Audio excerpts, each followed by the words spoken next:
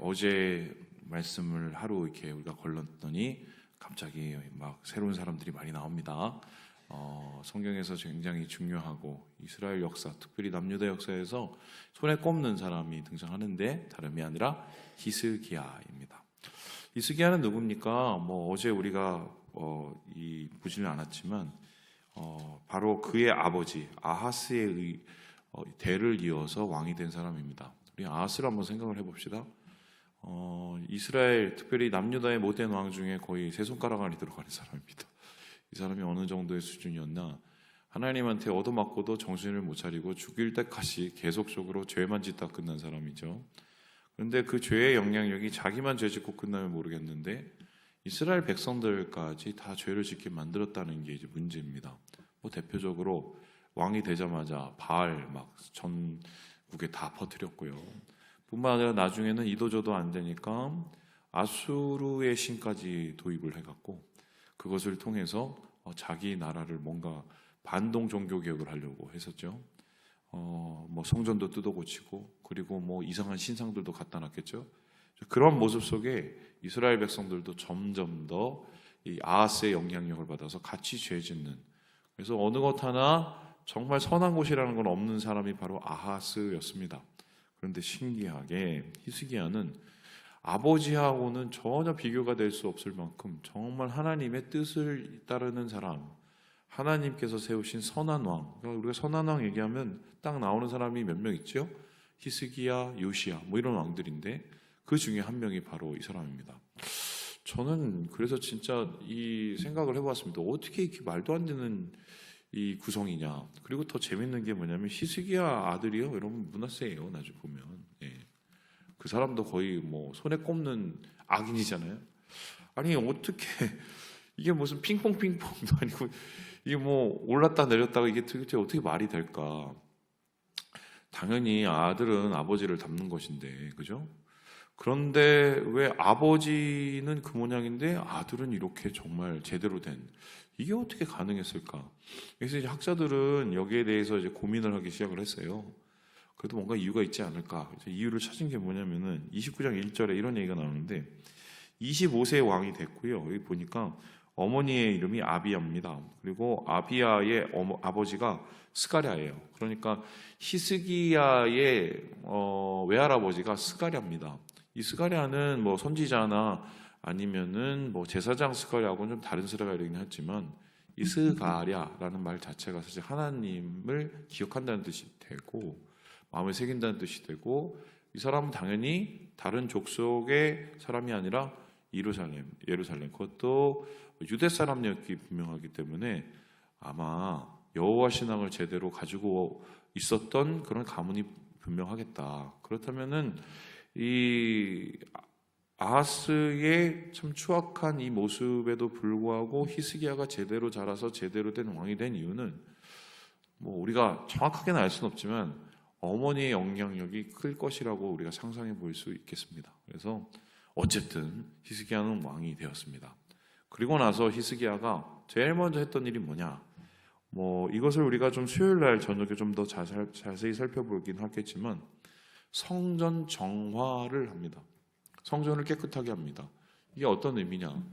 아하스 자기 아버지가 성전을 다 개판을 만들어놨잖아요. 다 고치고 성전 기물들 다 내놓고 심지어 하나님 앞에 제물을 바치던 그 거룩한 제단도 어디 구석작에 처박아 놓습니다. 그리고는 신식으로 바꾼다고 하면서 소위 말해서 아수르 제단을 도입을 해갖고 아수르의 제사를 드렸던 이런 일이 일어나잖아요. 이것을 보고 이거는 고쳐야 되겠다고 생각을 해서 이 히스기야 왕은 성전에 아버지가 만들어 놓은 쓸데없는 것들을 다 싹 다 치우고 다 부셔버립니다. 그리고는 원래의 우리 사용했던 기물들을 갖다 놓고 원래의 성전의 모습을 회복하려고 노력을 합니다. 왜 원래의 모습을 하려고 했을까? 새로운 게 좋은 거 아닌가? 물론 새로운 게 좋은 거지만 이 성전은 의미가 있기 때문이에요. 어떤 의미입니까? 물론 우리 교회를 지금 이제 보면은 2층, 중층, 3층, 4층 이렇게 있지만 이거는 하나님이 디자인한 게 아니잖아요. 오늘날의 예배당은 무엇입니까? 그냥 성도들이 편의에 따라서 하나님 앞에 예배를 잘 드릴 수 있도록 만든 공간이 예배당입니다. 그런데 예루살렘 성전은 달랐어요. 예루살렘 성전은 사실 그 치수 하나하나까지 하나님께서 다 설계하신 거란 말입니다. 그리고 거기 안에 있는 성전의 기물까지 다 하나님께서 설계하신 거예요. 뭐 규빗이 여기서부터 여기까지 한 45cm, 50cm인데 성전을 뭐 50규빗, 100규빗 뭐 이렇게 나눠갖고 높이까지 다 정해놨습니다. 이제 그러놓으면은 그것을 원래의 자리에, 원래의 형태로 갖다 놓는 것은 무엇입니까? 하나님의 말씀을 따르고 지키려는 그 순종의 마음을 회복을 하는 거죠. 결국 이렇게 다시 성전을 정화시킨 이야기가 어제의 이야기고요. 오늘은 그 다음 이야기가 나옵니다. 어떤 이야기가 나올까요? 우리 함께 21절의 말씀을 같이 한번 읽어보도록 하겠습니다. 시작. 수송아지 7마리와 수장 7마리와 어린 양 7마리와 순염소 7마리를 끌어다가 나라와 성소와 유다를 위하여 속죄 제물로 삼고 아론의 자손 제사장들을 명령하여 여호와의 제단에 드리게 하니. 지금 이제 성전을 깨끗하게 했으니까 뭘 해야 됩니까? 이게 하드웨어는 만들었잖아요. 외형을 만들었으면 그 안을 채워야겠죠. 성전은 무엇을 위해 존재하는 곳입니까? 예배하는 곳입니다. 그래서 아버지 때에 다 무너졌던 그 예배를 이제 회복을 하게 됩니다. 그런데 신기한 게 이 예배의 모습이요. 성경에 나오는 5가지 제사가 다 나와요. 이 5가지 제사가 뭐냐면은 번제, 하나님 앞에 태워드리는, 이거는 상번제라고 해서 매일 아침 저녁으로 하나님 앞에 번제를 드리는 일종의 매일매일 드리는, 오늘 이 새벽 기도하고 비슷한 거예요. 그 다음에 소제, 이 소제는 뭐냐면 추수하잖아요. 우리가 추수한 곡식을 하나님 앞에 태워드리는 것을 뜻하는데, 이건 뭐 하나님 앞에 우리 하루하루의 일용할 양식을 감사하는 그런 모습이라고 할 수 있어요. 세 번째는 뭐냐면 속죄제, 이거는 죄를 사해야 달라고 하나님 앞에 관계를 회복하는 거고, 속건제는 뭐냐면 그 형제 자매하고의 관계에서 내가 죄를 지었었을 때 거기에 대해서 하나님 앞에 용서를 구하고 보상을 하는 겁니다. 그리고 5번째는 뭐냐면 화목제입니다. 이거는 뭐냐면 번제도 드리고 속죄제도 드리고 이런 모든 끝에 결론은 하나님하고 잘 지내려는 것이잖아요.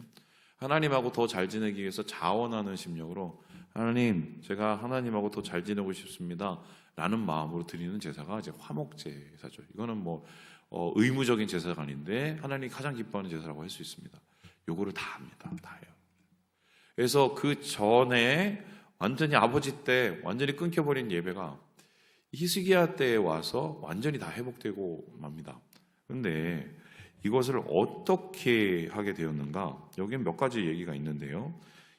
우리 함께 우리 25절의 말씀을 같이 한번 읽어보도록 하겠습니다. 시작. 왕이 레위 사람들을 여호와의 전에 두어서 다윗과 왕의 선견자 각과 선지자 나단이 명령한 대로 재금과 비파와 수금을 잡게 하니 이는 여호와께서 그의 선지자들로 이렇게 명령하셨습니다. 그러니까 하드웨어 만들어놓고 그 소프트웨어를 안에 채우는데 하나님 앞에 사람들, 이스라엘의 귀한 자들, 뭐 아마 귀족들이겠죠, 왕족들, 자기가 먼저 예배드립니다. 자기가 본이 되어서 먼저 히스기야가 예배를 드리고, 그 모습을 보면서 다른 귀인들, 그러니까 이스라엘의 리더들도 어쩔 수 없이 따라서 예배를 드리게 돼요. 그리고 나서 이제 거기서 끝나는 게 아니라, 야, 우리가 예배를 드렸으니까 우리 제대로 한번 해보자 하면서, 옛날에 보니까 예배 드릴 때 무슨 하나님 앞에 찬양을 했다고 하는데 그 찬양도 우리 다시 하자 그러면서 레위 사람들 다 끌어모았어요. 야, 저기 창고에 처박혀 있는 악기들 다 갖고 와. 그래서 다윗 할아버지 시대 때 그 악기를 이게 뭐 얼마나 남아 있었는지 모르겠지만 그거 다 끌어와서 다시 줄에 끼고 뭐 하고 다시 이게 찬양대로 이제 모읍니다. 좀 어설펐겠죠? 그런데 이제 막 찬양을 하는 거예요. 그리고 이제 거기서 끝나는 게 아니라 온 회중도 그 소리를 듣고 28절에 보니까 시끄러운 거예요. 이게 뭔 소리냐? 야, 제사들인데 가서 제사를 드리고 막 경배하고 노래를 하니까 같이 하나님 찬양하고 막 이런 일이 일어나게 되는 겁니다. 그리고는 이제 기쁘잖아요. 야, 이렇게 하나님 앞에 속죄를 하고 하나님 잘못했습니다. 이제 예배 잘 드릴게요 하고 막 찬양도 하고 막 이러니까 은혜를 받지 않습니까? 그러면은 백성들이 은혜를 받으면 뭐합니까? 하나님 앞에 헌신을 하겠죠. 그러면서 헌신을 하면서 어떤 것들이 일어나게 되느냐? 여기 보니까요. 제사를 이제 회중이 이제 아주 적극적으로 드리기 시작하는데 우리 함께 32절의 말씀을 같이 한번 읽어보도록 하겠습니다. 시작. 회중이 가져온 번제물의 수요는 수소가 70마리요 순양이 100마리요 어린 양이 200마리니 이는 다 여호와께 번제물로 드리는 것이며. 어마어마한 숫자들이 이 당시로는 어떻게 보면 되게 힘들었던 시절이거든요. 왜냐하면 전쟁 후에 굉장히 살림살이가 쪼그라들어 있는 상황이란 말이에요. 그런데 사람들이 이게 번제물을 막 가져옵니다. 그래서 그 숫자가 어느 정도의 숫자냐? 34절에 보니까요. 제사장들이 부족해서 레위 사람들까지 같이 옆에서 돕는 그런 상황이 돼버린 겁니다. 그러니까 이런 모습을 보면은 은혜를 받으면 자연스럽게 하나님 앞에 찬양하고 하나님을 이렇게 봉헌하고 헌신하고 하나님 앞에 예배드리고 싶은 마음이 이렇게 늘어나게 되는 이런 모습을 보게 되는 거죠. 그런데 신기하게요, 이런 모습이 보니까 우리는 뭔가 다다닥 이루어지잖아요. 그리고 35절 보니까 순서대로 갖춰진 일이 됐더라 하면서 뭔가 다 계획된 것처럼. 그래서 히스기야가 야, 내가 리더들하고 가서 먼저 예배를 드리면은 사람들이 이걸 보고 자극을 받아서 예배를 드리고 하나님 앞에 속죄도 하고 번제도 드리고 하나님 앞에 화목제도 드리고 이러겠지? 그러면 나중에 이 사람들이 다 은혜를 받아갖고 봉헌물을 가져오겠지? 이렇게 한 것처럼 보일 수 있는데 의외의 얘기를 해요. 우리 함께 36절의 말씀을 같이 한번 읽어보도록 하겠습니다. 시작. 이 일이 갑자기 되었으나 하나님께서 백성을 위하여 예비하셨으므로 히스기야가 백성과 더불어 기뻐하였더라. 어떻게 되었다고요? 갑자기 된 거예요.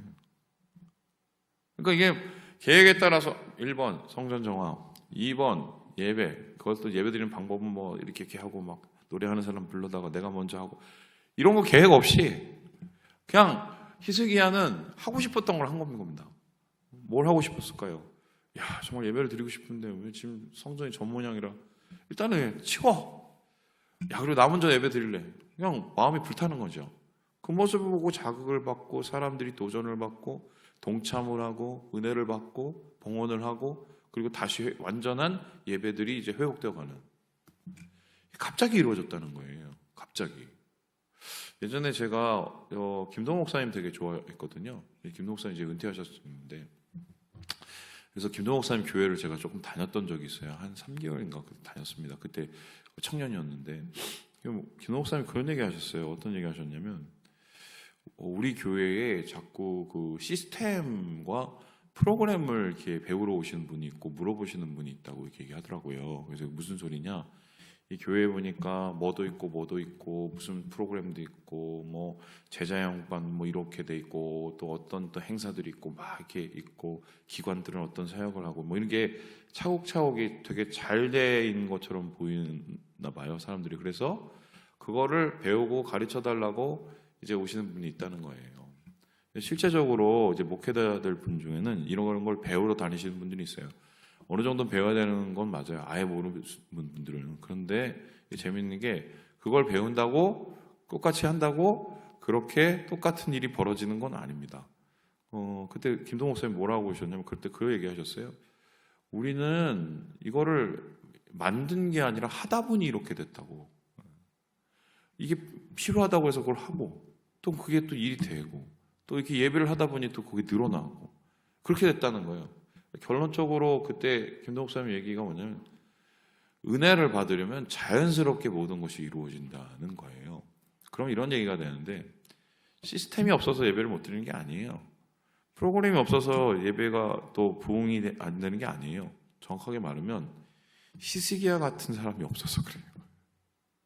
히스기야 같이 먼저 예배드리고 히스기야 같이 먼저 뜨겁게 하나님 앞에 나아가고 히스기야 같이 하나님을 정말 중심으로 진심으로 섬길 수 있는 이 사람이 없기 때문에 예배가 제대로 안 이루어지는 거죠.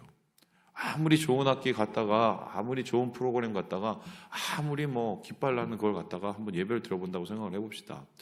예를 들어서 우리나라에서 제일 잘 나가는 찬양팀을 우리 교회에 결단 놓고 거기에서 야 이제 앞으로 한 달에 우리가 돈을 1,000만 원을 줄 테니까 찬양 여기서 열심히 해라. 그리고 목사님도 아주 그냥 설교 대단히 잘하시는 분들을 이렇게 앞에 세워서 연달아 뭐 한 몇 달을 뭐 이렇게 우리가 한다고 보세요. 여러분 잠깐 반짝일 수 있어요. 끝나요. 끝이면. 중요한 건 우리 가운데 히스기야 같은 이 한 사람이 있냐예요. 목사님이 그런 사람 되면 좋지 않습니까? 물론 그런데요. 우리가 돼야죠. 내가.